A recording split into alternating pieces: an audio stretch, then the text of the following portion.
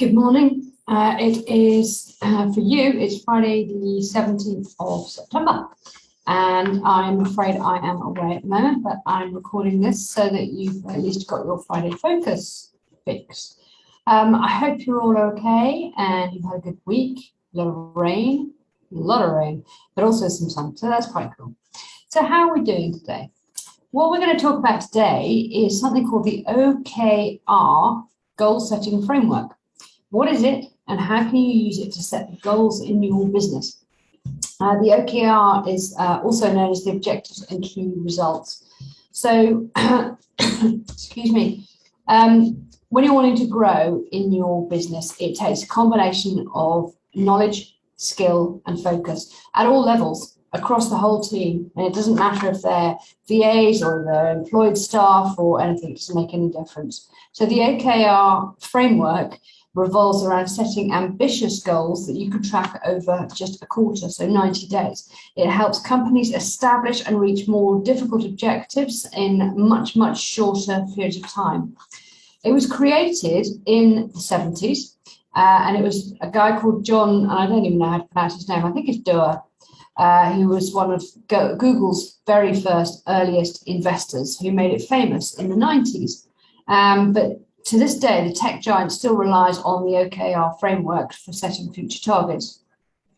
So what are the benefits of the framework? One of the biggest appeals of the OKR framework is its ease of use and implementation. It's a framework that allows for transparency. It helps shift the focus on the right objectives or the obstacles that need to be moved. Business owners and leadership experts also prefer it because it has a minimal impact on company culture and can boost employee productivity, which clearly, obviously, boosts employee morale as well. So how do you set this framework? It's really simple. It's a 5-step process from start to finish. And if you want to know more about this, then put something in the comments like OKR. That'll do. And I will get something sent to you as quickly as I can. So first of all, number one, you introduce the concept to the team. Secondly, you identify the objectives. You then identify the desirable results, and you then do an analysis and review, and then you get feedback from the team, from others, etc., etc. So it all starts with explaining to your team the core concept of the OKR framework.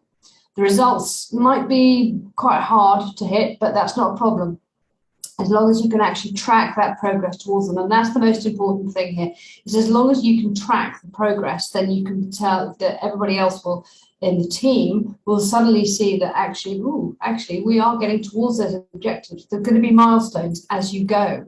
But, sorry. After that, it's critical to go through a brainstorming process with your team.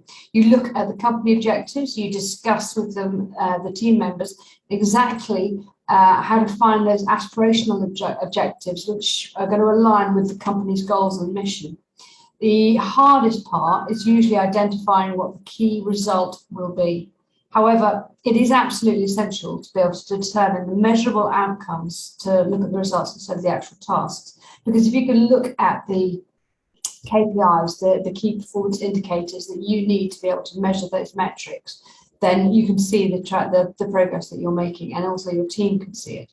So as an example, if you're trying to increase your profits by 10%, and that is your objective, the key results that align with that goal could be cutting back on expenses, or it could be launching seasonal campaigns or promotions or whatever it happens to be to double that revenue.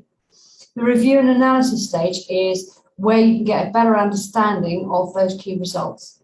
If you find them too easy to reach, then go ahead, tweak them. After all, the idea of the OKR is to come up with ambitious goals that are going to really push you, the ones that aren't actually easy or comfortable to reach. The OKR framework also calls for feedback. This is the 5th part of the framework completely. Transparent communication between those involved with the execution of the plan is vital, as they say.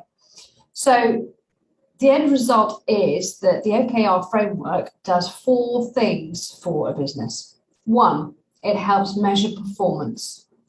2, it aligns employee interests with company goals.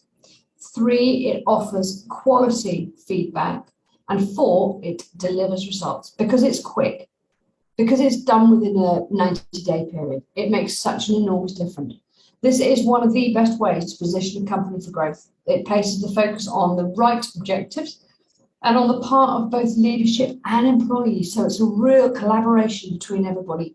This is what I'm aiming for every client that I'm working with at the moment, is that there is a really good collaboration with their team. And that doesn't matter whether they're employees or whether they're VAs, whether they're in the Philippines or India or here, or it doesn't matter. It makes no difference. Obviously, I'm based in the UK, but you may not be based in the UK.